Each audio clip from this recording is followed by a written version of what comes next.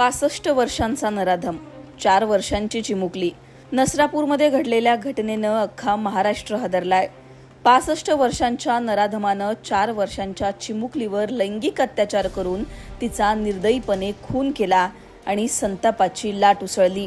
या प्रकरणावरून संतप्त प्रतिक्रिया आता समोर येत आहेत. मनसे नेते अमित ठाकरे यांनी सोशल मीडियावर पोस्ट करत या प्रकरणावर आता आक्रमक प्रतिक्रिया दिली आहे. सरकारचं डोकं ठिकाणावर येणार की नाही असं म्हणत या घटनेवरून अमित ठाकरेंनी नेमकं काय सुनावलंय पाहूयात. अमित ठाकरे आपल्या पोस्टमध्ये लिहितात, आता तरी सरकारचं डोकं ठिकाणावर येणार आहे की नाही. नसरापूरमध्ये त्या चिमुकलीसोबत जे घडलं ते ऐकून मन सुन्न झालंय आणि डोकं रागाने भणभणतंय. सुट्टीसाठी आजीकडे आलेल्या 3-4 वर्षांच्या मुलीवर अत्याचार करून तिची हत्या केली जाते. ही कोणती विकृती आपण आपल्या समाजात आणि राज्यात पोचतोय. महाराष्ट्रात आज माता भगिनी सोडाच पण लहान बाळही सुरक्षित राहिलेली नाहीयेत. ही आपल्या सर्वांसाठी लाजिरवाणी गोष्ट आहे. गेल्या काही महिन्यांमधील घटनांची मालिका पाहिली तर अंगावर काटा येतो. नसरापूर, बदलापूर, ठाणे, पुणे, चाकण, महाळुंगे अशा किती जागांची आणि किती निष्पापांची नावं आपण घ्यायची. प्रत्येक वेळी नवी घटना घडते. आपण 2 दिवस संताप व्यक्त करतो आणि तिसऱ्या दिवशी सगळं विसरून जातो. म्हणूनच पोर्शे अपघातात निबंध लिहून सुटका होते आणि नेस्कोमध्ये ओव्हरडोसमुळे जीव जाऊनही कोणतीच ठोस कारवाई होत नाही. ही व्यवस्थेची लाचारी नाही तर काय आहे? माझा सत्तेत बसलेल्यांना थेट सवाल आहे, तुमचं प्रशासन नक्की कुणासाठी काम करतंय?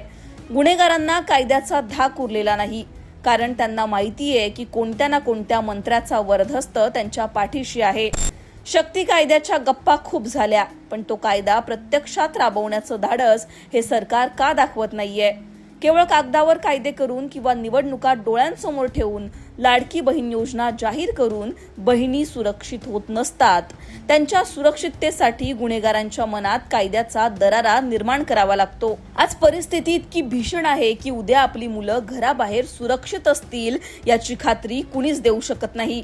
सत्तेत बसलेले लोक 10 दिवसांनी जुन्या घटना विसरून नवीन जाहिरातींमध्ये दंग होतात. पण पीडितांचं काय? माझं सरकारला पुन्हा सांगणं आहे, पोलिसांना फक्त 24 तासांचा फ्री हँड द्या. आमचे पोलीस सक्षम आहेत, पण त्यांचे हात राजकीय हित संबंधांनी बांधलेले आहेत. लोकशाहीत आम्ही प्रत्येक गोष्ट सहन करतोय, पण हे सर्व सहन करण्याच्या पलीकडे आहे. मी इथे एक नेता म्हणून नाही, एक सामान्य माणूस आणि एक बाप म्हणून जाब विचारतोय. आपल्या महाराष्ट्राला आपण कोणत्या थरावर नेऊन ठेवणार आहोत? अमित राज ठाकरे. अमित ठाकरेंनी सोशल मीडियावर ही पोस्ट शेअर करत आपल्या मनातील खदखद व्यक्त केली आहे.